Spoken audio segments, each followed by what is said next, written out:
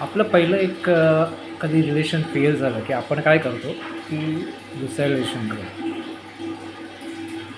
दुसऱ्या रिलेशनमध्ये आल्यावरती पण तेही जर फेल होत असेल आणि त्यानंतर जेव्हा आपण तिसऱ्यात येतो आणि तिसरं फेल होत असेल तर आपलं एक गोष्ट असतं की पहिलं आपलं स्वतःचं आत्मनिरीक्षण करावं, स्वतःचं बघावं की आपण कुठे चुकतो, का आपले रिलेशन्स फेल होतात. रिलेशन्स फेल होण्यापाठीमागे असंख्य कारणं असतात.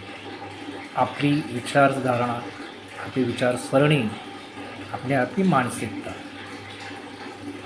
माझं पहिलं रिलेशन फेल झालं 101%. त्याच्यानंतर मी कोणत्याच परीने कुठलंही रिलेशनमध्ये पडण्यात इच्छुक नाही आणि नाहीच. दुसऱ्या रिलेशनवरती आलो, ती ही व्यक्ती जी समोरची आहे आता, ज्यांच्यासोबत माझं भांडण चालू आहे किंवा वैयक्तिक वाद चालू आहेत, त्या व्यक्तीला समजावण्याचा प्रयत्न केला. एक मॅच्युअर्ड पर्सन म्हणून काही गोष्टी सांगण्याचा प्रयत्न केला.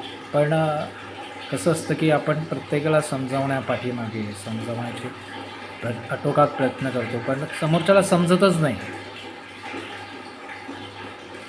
या गोष्टीला आता मी तर काय बोलूच शकत नाही, पण एवढंच सांगेन, श्री स्वामी समर्थ आणि जगदंबा.